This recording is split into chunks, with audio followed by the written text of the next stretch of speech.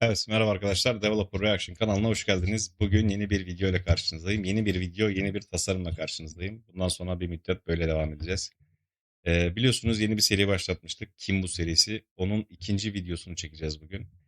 Normalde onu bir sıralamaya istinaden aslında izlemem gerekiyormuş ama biz Akane'yi ilk izlediğimiz için, ritim tarafım ağır bastığı için daha doğrusu, ilk Akane'yi izlemiştik. Ama şimdi o yani o izleme sırasına istinaden gideceğiz. O yüzden bugün Saiki'nin belgeselini izleyeceğiz. Onu daha yakından tanımaya çalışacağız. Nelerden geçip bu hale gelmiş? O sahnedeki performansın, güçlü sesin arkasında kim var? Onu hep birlikte görmüş olacağız. Böyle bir videoyu hazırladığı için yine Ohren'ce teşekkür ediyorum. Onun videosundan faydalanacağız. Kanal linkini de açıklamalar kısmına bırakacağım. Hadi gelin çaylar kahveler hazırsa bakalım Saiki belgeselinde neler izleyeceğiz, nelere tanıklık edeceğiz.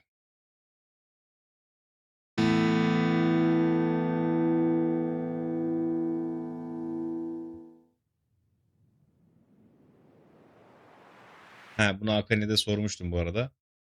Eee, Akane'nin ve soy isminin yazdığını söylemişti bir takipçi sağ olsun.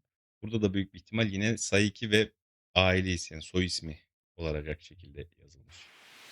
Welcome to Kofu, the capital city of Yamanashi Prefecture, where Saiki was born on February 8th. Known for its proximity to Mount Fuji and its grapes and wines, Yamanashi is mostly covered Şaraplarıyla. by forests.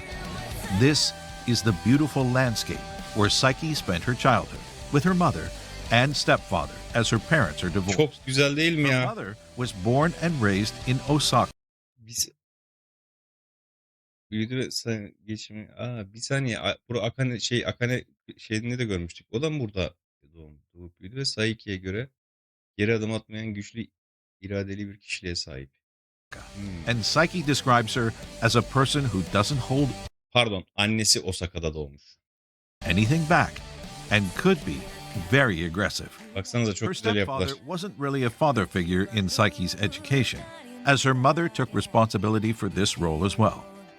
Saiki was a very shy child who couldn't leave her mother's knees but forced herself to go Çok utangaç bir çocukmuş Saiki. Normalde gördüğümüz Saiki hiç de utangaç değil gibi aslında. Şarkı söylerken değil ama sahne şovlarında daha böyle evet biraz gerilerde duruyor. Belki de onunla alakalıdır. Ama şarkı söylerken to harika. school anyway. As her mother loved to drink with her friends, Saiki spent a lot of time in bars called izakaya, a snack bar in Japan where you can drink a lot and talk loud. Try to picture a shy young girl eating dinner in the middle of a group of her mother's friends while they drank alcohol. Saiki Evet. had a very funny and lively childhood. She spent a lot of time singing at the karaoke, as her mother kept asking her to sing various types of songs. Songs to cry to, like Nada So So by Rimi Natsukawa.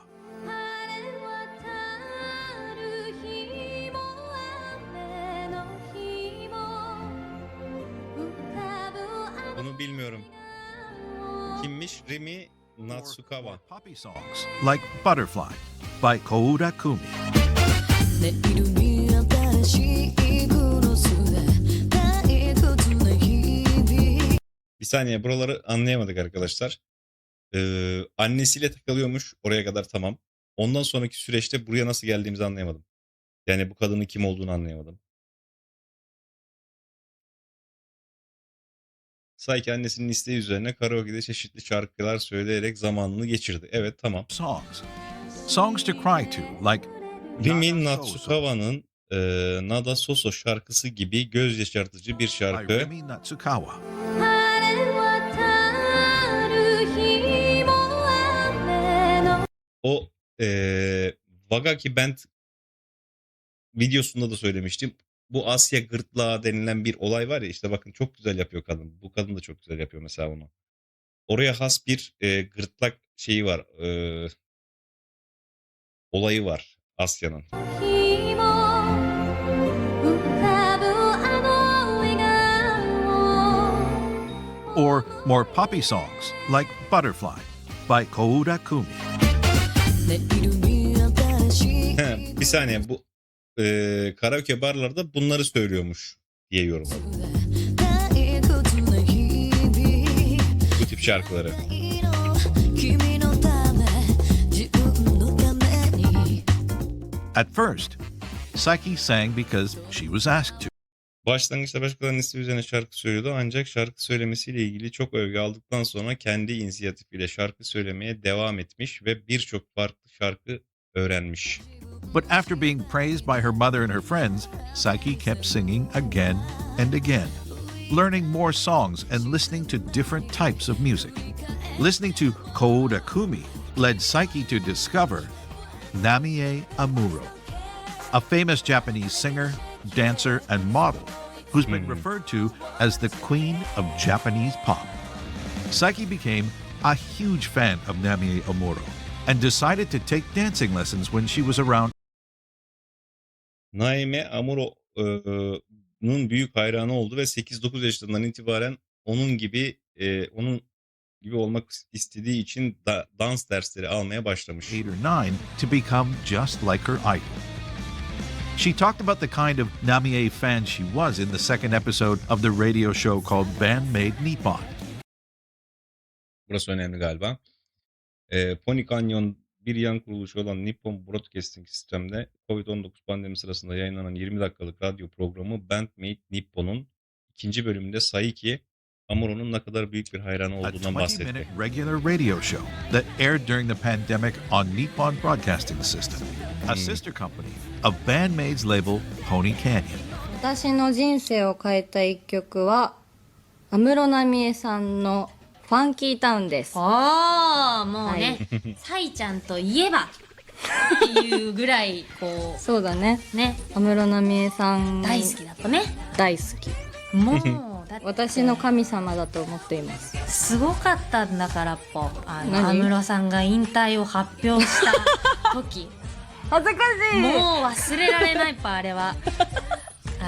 バンドメイドのツアー中、ツアー直前のゲネ、あー最終のこう投資リハーサルみたいなのをやってる時に、お昼のニュースかなんかでそうです確か流れたんですかね。だね。やってる時に、お昼のニュースかなんかでそうです確か流れたんですかね。はいそうでです練習というかリハーサル中のちょっとした休憩の合間時間に、そのニュースを見たサイちゃんは椅子普通に座ってたのに崩れ落ちたからね。座ってたのにね。座ってたのに立ってたわけじゃないのに崩れ落ちて叫んだから、叫んだ。みんなで「どうしたの?」ってめっちゃ嘘だそうでちょっともう半泣きなんですかね。でー。泣いた。泣いてた。で泣こうよごめんなさい、もう今日はできませんってやったよ。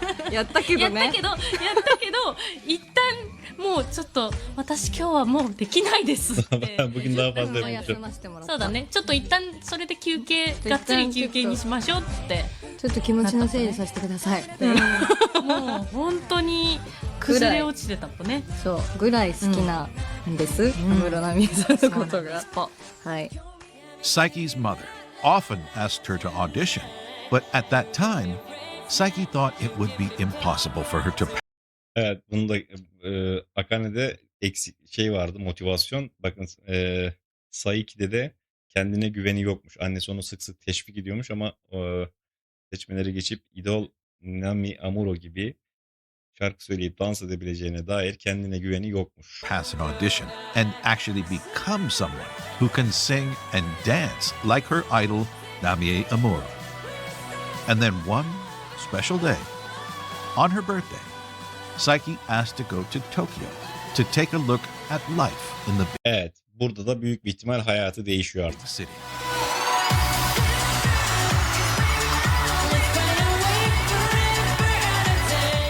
It was during this trip to Tokyo that Psyche was scouted by a talent agency named Rising Production.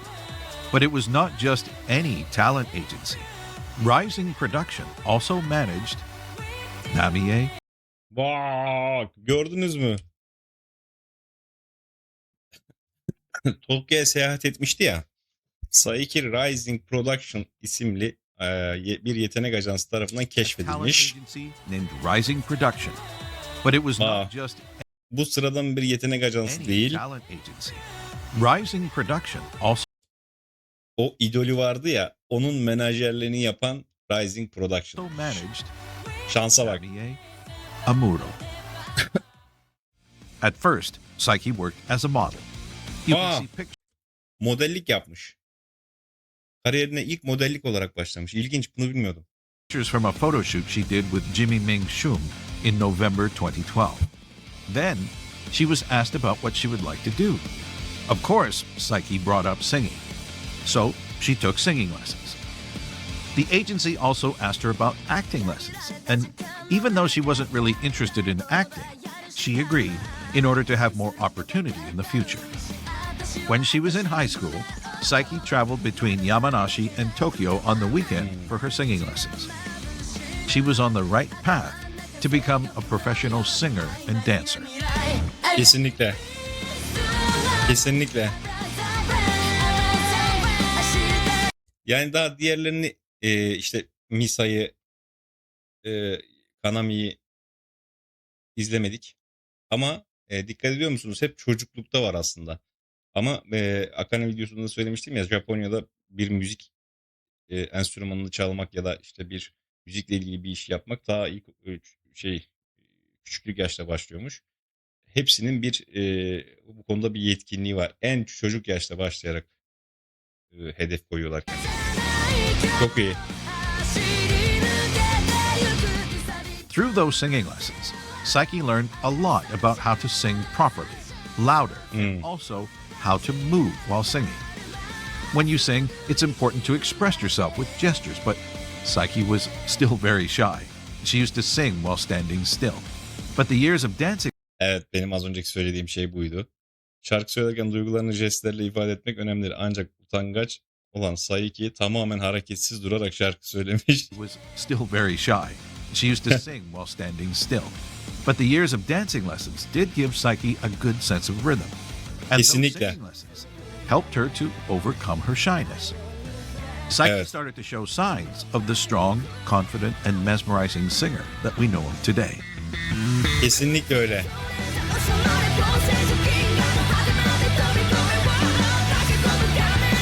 Bunu dinlemedik. Hangi şarkı bu? Bilen arkadaşları yoruma bekliyorum.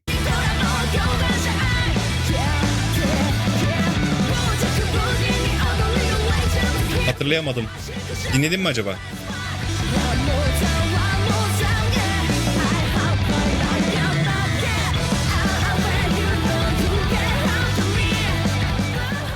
A lot happened in Psyche's life since her trip to Tokyo.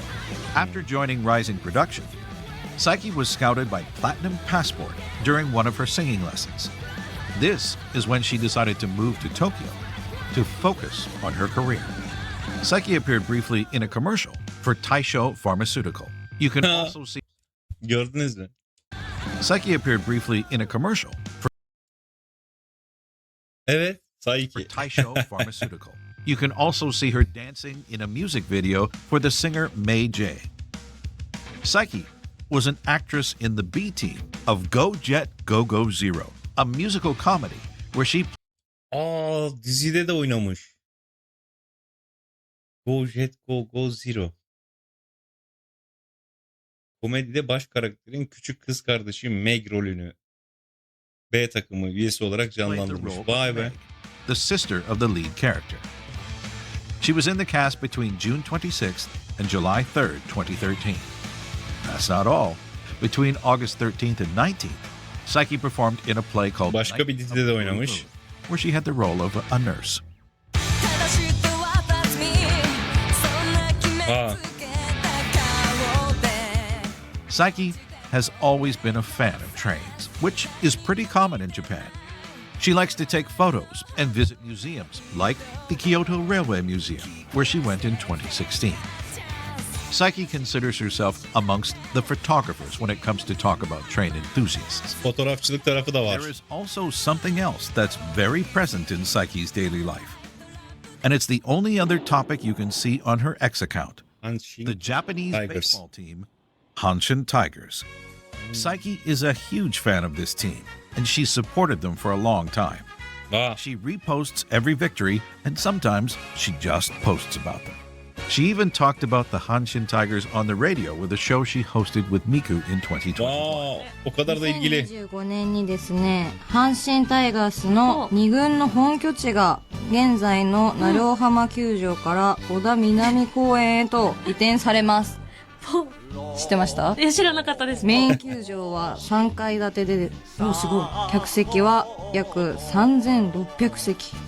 内野は黒土。お外野は天然芝です。おー、頑張れ阪神タイガースという私の気持ちです。なるほど、お気持ちありがとうございますポン。はい。 If you really follow Psyche on Instagram, you know that she loves taking photos, where she poses with various types of clothes, along with photos of her shoes and nails. Talking about shoes, you can find videos of Psyche showing a room full of sneakers in a series called Maid's Room, available for Öyle bir odam varmış. Örgütün liderinin hizmetçi odası adlı video serisinde spor ayakkabılarla dolu bir odayı gösteren videosu var. Hepsini kullandığımı, Psyche'nin kullandığım acaba? all Maid's Ayakkabılar. Sama members. Psyche is also one of the main models when it comes to feature band-made clothes for the official website. Bu arada evet, şöyle birkaç tane bayağı bir resmini gördüm. Hep şu şekilde bir poz veriyor. Yani şu ikinci ve dördüncü şeklinde. Bu şekilde pozlar vermeyi seviyor. Psyche is also one of the main models when it comes to feature band-made clothes for the official website. Bandmate'in de modeli olarak. Wow. Çok iyi. Aynı zamanda Bandmate'in resmi internet sitesindeki ürünlerin ana modeli olarak da görev yapıyormuş.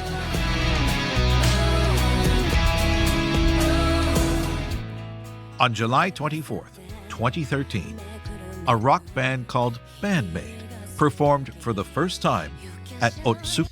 Bu ilk logoları mı? A rock band called Bandmate Bandmate'in ilk logosu böyle miydi? Hani şimdiki yazı gibi değil de böyle miydi acaba?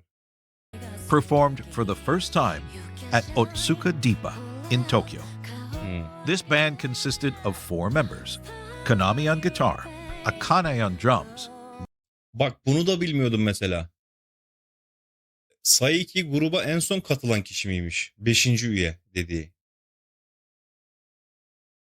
Bir saniye evet, en son o katılmış. Çok, ben da bilmiyordum. Gerçekten bilmiyordum. Miku ve Saiki'nin ilk başta başladığını biliyordum. İşte sonra Akane, Misa gibi gitti.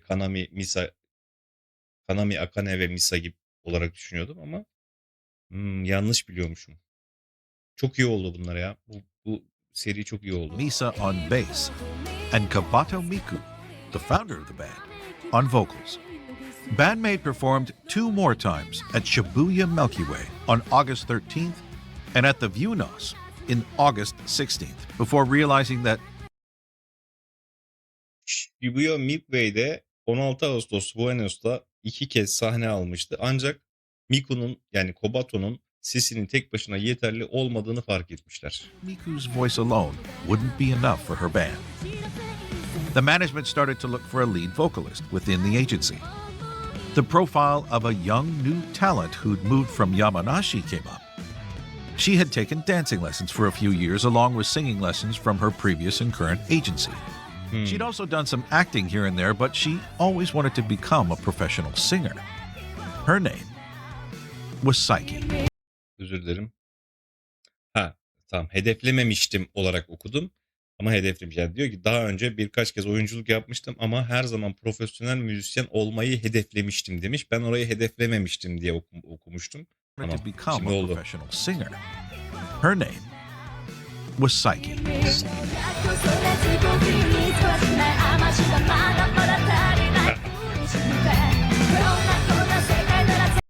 Ya bu belgesel ya da işte bu sahne arkası görüntülerinin neyini sevmiyorum onu söyleyeyim mi size? İşte dinlemediğim şarkılara denk geliyorum ya. Şu an bilmiyorum hangisi olduğunu. Şimdi siz yazarsanız öğreneceğim. Onlara denk geldiğim zaman şey oluyor böyle, keşke ilk önce dinleseydim ve sonra belgeselleri izleseydim gibi hissediyorum.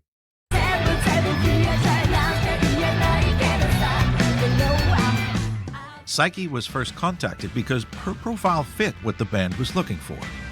She was asked to come sing and listen to the songs planned for the band without being informed Benden grup için hazırlanmış şarkıları söylemem ve dinlemem istendi. Ancak bana grup için özel kıyafetler giyeceğim söylenmedi diyor. Kesin Kanami'nin işi. Bakın yazın bir kenara, kesin Kanami'nin işi. Akane'yi de öyle kandırdı. that she would have to perform in a special outfit. On Psyche's first audition, Ne diyor? Saiki'nin ilk seçimlerinde hiçbir grup üyesi hazır bulunmuyordu. Orada sadece ajans başkanı, besteci ve none menajer of the vardı. members were there, only the agency president, songwriters, and manager. They explained the project in detail. She Evet, listened to the projenin music detayları written zaman for the verildi. band, and even though she really liked it, Psyche was not really sure if she could sing these kinds of songs. But the management team told Psyche her voice was great and was a perfect fit in the band. As she wanted to sing more and was ready to participate in any audition that could offer her a job in this area, Psyche accepted the offer and officially joined Bandmate. Evet, bu logosundan bahsediyorum. Bu sonraki logosu. Sonra ilk çıktığı halde o galiba. Misa.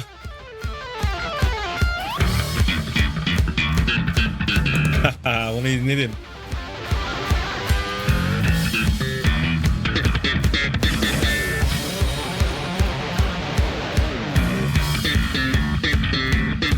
Muazzam bir şey ya.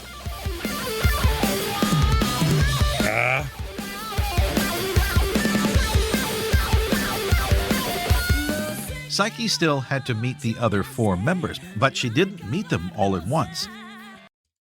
Bir saniye. Hemen geliyorum. Burayı ben keserim montajda.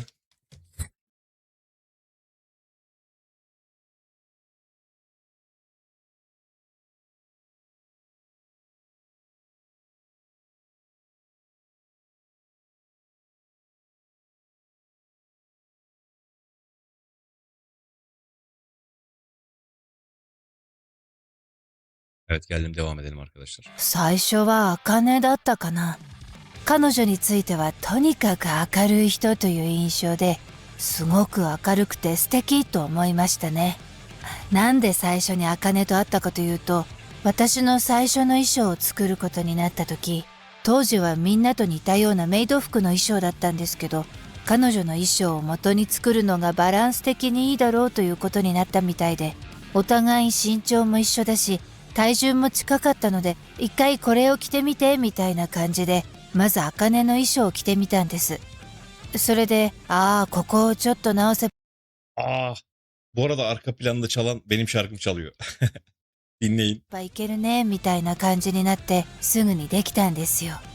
ただ私その時点ではまだそれがメイド服だって分かってなかったんです。というかエプロンとか小物がないとただの黒いワンピースに見えるわけですよ。しかも袖がない。いわゆる可愛い感じの衣装じゃなかったんですね。ただなんかフレアの幅が広いよなぐらいには思ってましたけどそして後日衣装ができたら付属品みたいなのがいろいろついてきて、それをつけてみたらメイド服やんと気づいてそこで改めて小鳩とか金見の衣装を見て、バンドメイドのメイドってそれなのねってようやく理解したんですそれはどうあれ、とにかく茜の第一印象はいろいろ親切にしてくれる明るいお姉さんでした。次に会ったのがミサで、彼女とはなんとなく気が合うんだろうなみたいな感じがして、好きそうなものが似てそうだよなと思いました。初めて会ったのは5人での初お給仕の前日、スタジオでのリハーサルの時でした。そこでみんなと「はじめましてよろしくお願いします」みたいな。その時の休憩時間にミサと話したのかな。彼女は人見知りなんだろうなってすぐ分かりました。自分と似た匂いを感じたからなんですけどだからなかなか会話が始まらないんです。茜の場合はすごく気を使ってくれるというか人見知りを察知するのが早いんです。だからすぐに話を振ってくれるんですよ。放っておくと私は喋らないから最近はどう思うみたいに本当に優しい人だなと思いましたね。そしてミサに対してはこの人もめちゃくちゃ人見知りだ、気持ちはわかるぞーと初対面の時はちょっとした挨拶程度だったんですよ。お疲れ様ですみたいな話をしたのはレコーディングの時だったんですけど、私にとってはスタジオ見学のようなものだったので、ああレコーディングってそうやるんですねとか話していた気がします。第一印象としては目の大きな Hepsiyle 人 tek だ tek な görüşmüş. ってしばらくするととても真面目できちんとした人なんだなと気づかされました。何かの時にさようでございますかって言葉が聞こえてきてそんな言葉遣いする人これまで私の周りにはいなかったぞとめちゃくちゃ丁寧な感じで働き慣れてる人みたいなイメージがありました。社会人っぽいというか真面目な学校に通ってたのかしらという印象でしたね。初めて会ったのはそのリハーサルスタジオの時なんですよね、きっと。私が正確に覚えてないだけかもしれないけど実際本当に私が覚えてないだけみたいで、去年本人からその前に最近見てるよって言われて怖っと思って知らないうちに影からオーディションされてたんだってマネージャーと一緒にちらっと見に行ったことはあったんだよと。そりゃそうですよね。身なりぐらいは見ておかないと。私的にはお給仕前日のスタジオで会った時が初遭遇だったんですけど、その時はなんかちっちゃい子が来たなと思って、これまた私の学校にはいなかったタイプだなとその時点で思いましたもん何この5人ってなんでここにこの5人が集まってるのって最初から疑問でした。今も疑問最初小鳩に対してはキャラ強って思いましたね。濃ゆいなこの人、独自のキャラがもうすでにあるって。他の3人についても癖強めというか濃いめだとは思っていて、でも同時に私自身はもっとそう見られているんだろうなと思っていたので、最近になってそのことを言いました。絶対そう思ってたでしょってみんな素直に認めてましたマジで無理って思ったとか言ってましたね、小鳩は。マジでどうしようって悩んだよってThese 5 members are really unique and really different, but they all became very close friends over the years. Although, it was not that easy for Psyche. Neden? Neden kolay değilmiş? Bir dakika, kaçırdığım bir yer mi var? Although, it was not that easy for Psyche. Neden?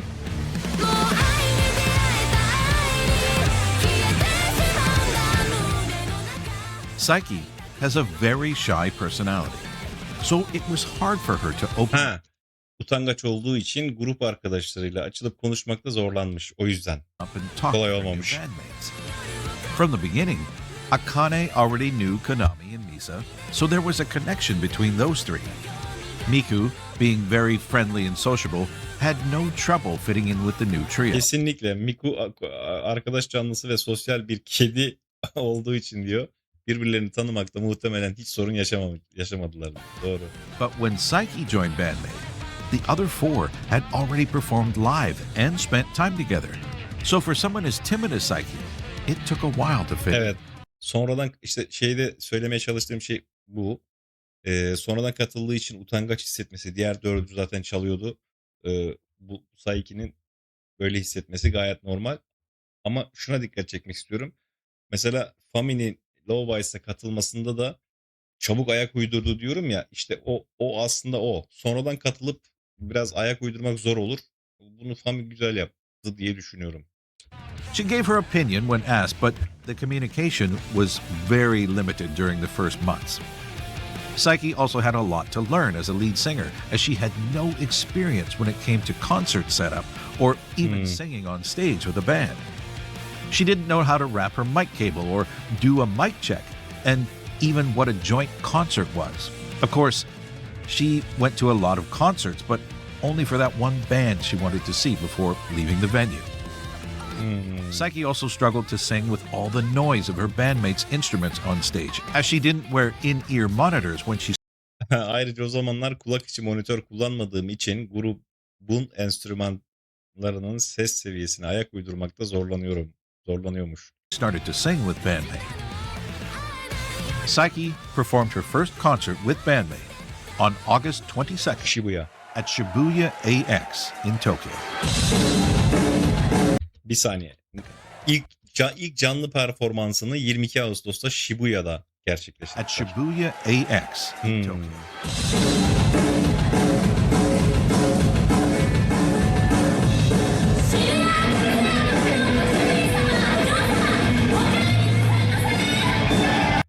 Bir şey söyleyeceğim. Şimdi farklı giyiniyor ya mesela Saiki. O zaman da grupla aynı giyiniyormuş. Benzer kıyafetler giyiniyorlarmış.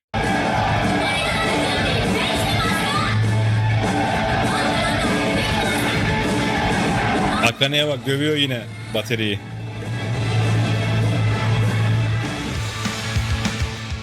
Right after this concert, Psyche got rid of the apron that was attached to her outfit.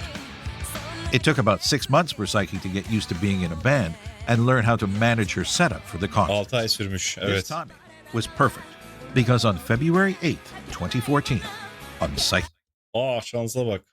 Zamanlama mükemmeldi çünkü Bandmate ilk solo canlı konserini 8 Şubat 2014'te, yani Saiki'nin doğum gününde vermiş.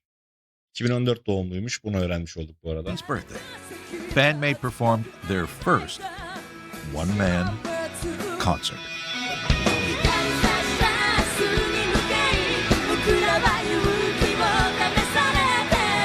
Çok iyi ya.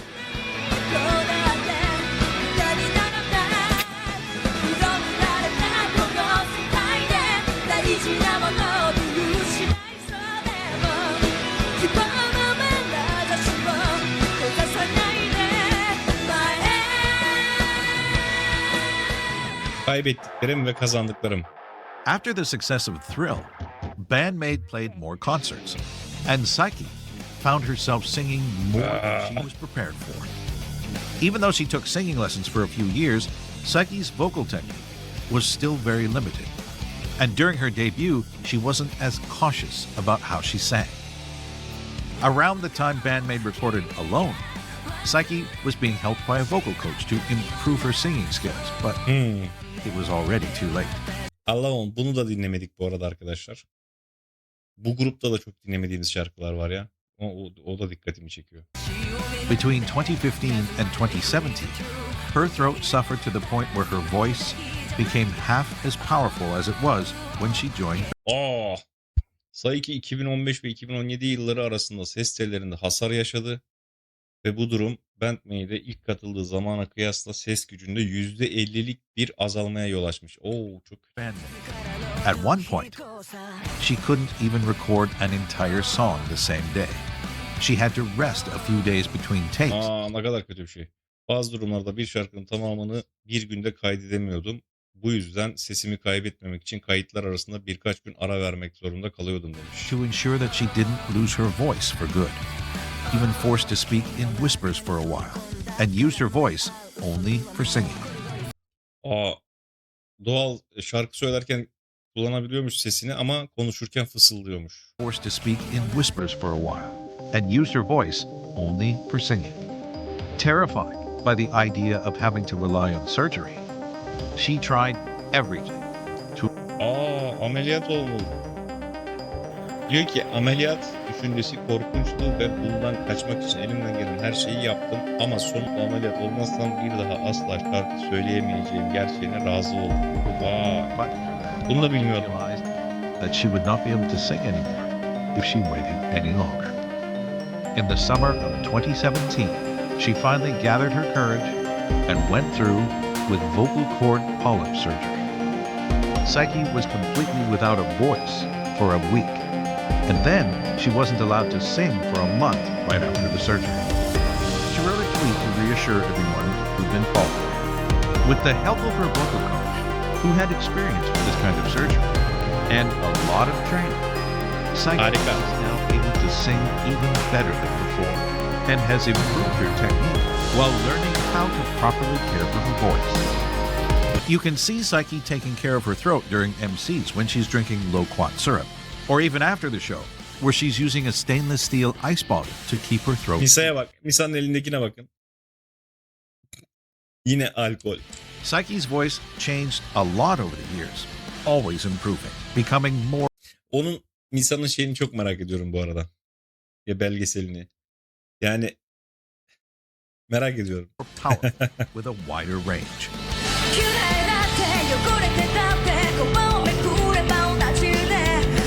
Harika bir sesi var ya. Harika bir sesi var. Kim ne derse desin. Yani bakın bu kadar da sıkıntı atlatmış. Ameliyat olmuş.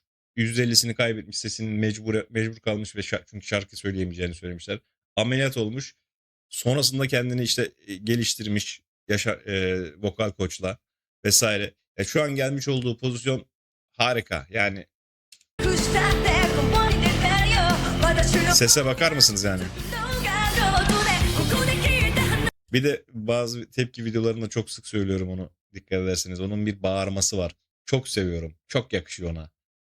Uzatması var. Notaları son kelimeleri böyle uzatması var vesaire. Bağırması var. Harika.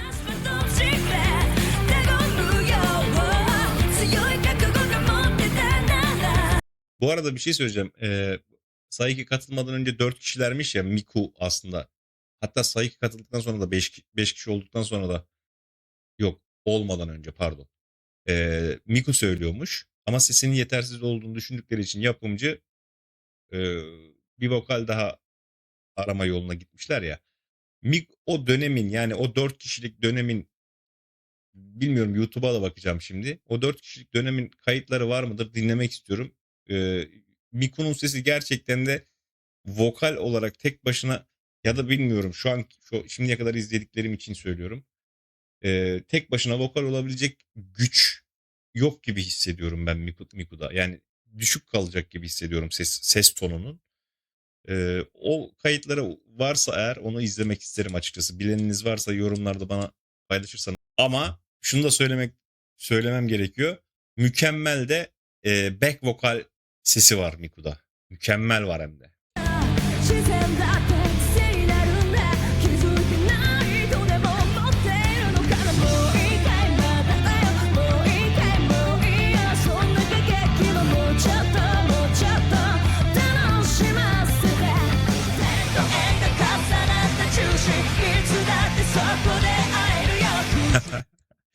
Kanami'nin birçok yani performanslarda ya da fotoğraflarda gördüğüm halinde en komiğime giden hali bu. Çok komik. Bakın şimdi. Bakın buradaki hali Kanami'nin bana çok komik geliyor. Yani çok komik derken şöyle kötü anlamda değil. Tatlı, çok tatlı geliyor. Diğerlerinde biraz daha böyle farklı görünüyor. Burada biraz daha değişik görüyorum.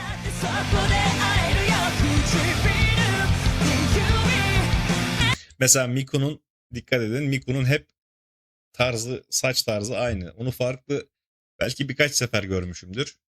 Misa'nınki hep aynı. Ama Kanami'nin dediğim gibi bu hali.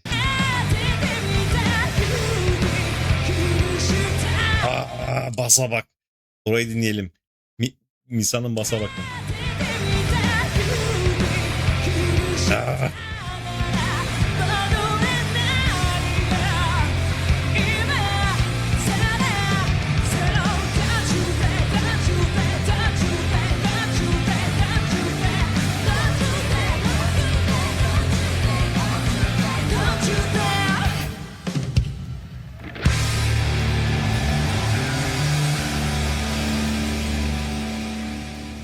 There are always more to do in a band than just play your instrument.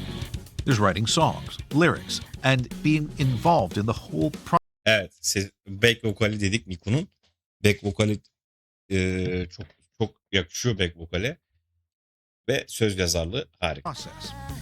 Psyche wrote lyrics here and there along with Miku since the release of Brand New Made in 2016. But she's started to write more by herself, as she's the one who's credited for lyrics Corallium. Bunu da dinlemedik. Çok dinlememişiz daha ya. on Corellium. Söylemeye çalıştığım şey buydu işte. Bu belgeselleri ve sahne arkası görüntülerini izlerken mesela şu an bu şarkıyı çok merak ediyorum. Hemen dinlemem lazım ama listem var.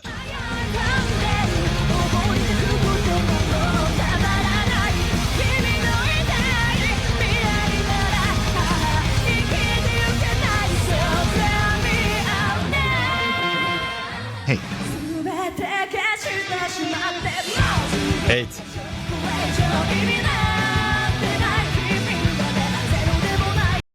Bu arada bu şarkı benim ilk Bandmate tepki videomun şarkısı. Hate. Asla unutamıyorum. Kanami ile Misa'nın atışması etkilemişti. Sonrasında çektiğimde de yine atışma vardı. Bu dedim ya, bu grup hep mi böyle gidiyor diye, hatta çok şaşırmıştım.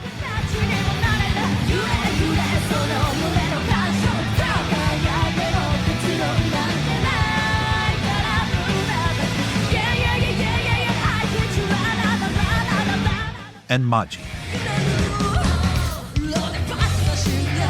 İşte bir tane daha Magic dinlemedim.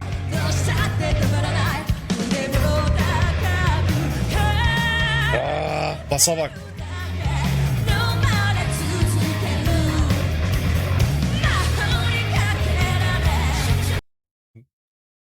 Söylemeye çalıştığım şey şu. Ya gerçekten bu. Keşke bunları dinledikten sonra ben şey yapsaydım.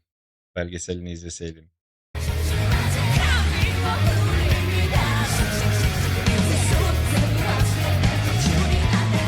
Mesela bu şarkıyı ben şu an kodladım kafamda. Birçok şarkıda öyle de. Misa'nın bası birçok şarkıda kulağımda da.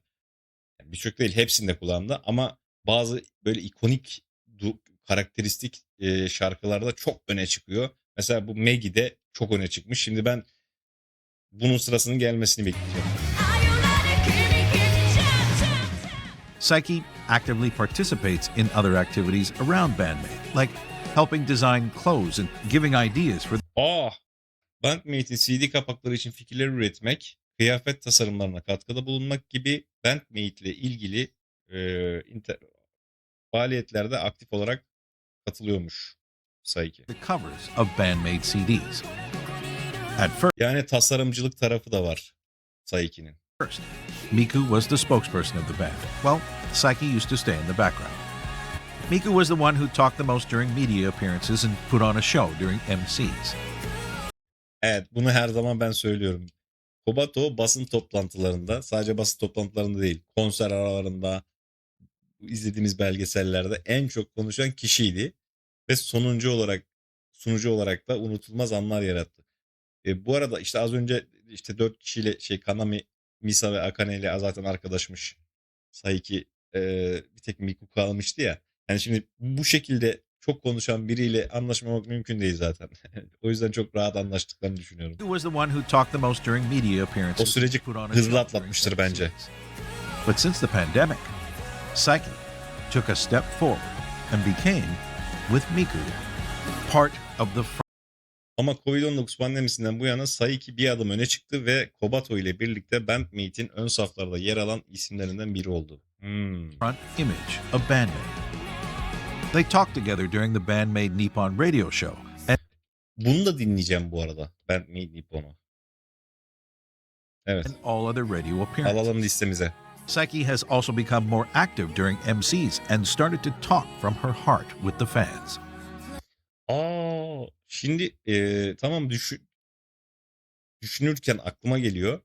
Akane belgeselinde de yine bu şekilde Psyche ve Miku konuşurken bir konuğumuz var deyip Akane gelmişti. Sanırım o da Bandmate Nippon radyo yayınıydı. After a time, Şimdi taşlar Psyche yerine came to oturuyor. realize that of all the maids, she had the best view of the stage, as she was free to roam as she focused on her singing. Psyche was the one who started to talk to the other members about moving around the stage, interacting more with the crowd, and making each sahne üzerinde daha çok hareket etmeleri, seyirciyle daha çok etkileşim kurmaları ve canlı performansları daha özel hale getirmeleri konusunda diğer üyelere öneriyi o yapmış. Wow! İyi ki de yapmış. Her videomda söylüyorum. Bu konseptlerini çok beğeniyorum ben. Concert, even more special. Seyirciyle iç içe geçme 常に驚 konseptlerini かせ çok たい beğeniyorum. っていうのがありますね。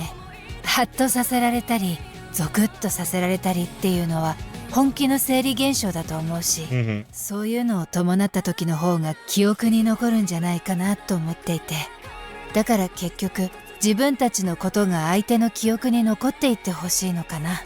忘れないでほしいというか、一回見たらもう忘れられないねみたいな、そういうのを目指しているところがあるのは確かですね。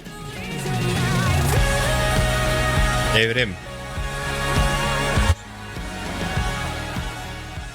Psyche changed a lot with Bandmate, compared with the shy girl she was Kesinlikle in dönüşmüş. Tokyo for the first time. İyi ki de dönüşmüş. Scouted on that day by the same agency who managed her idol to become a model and being able to take singing lessons.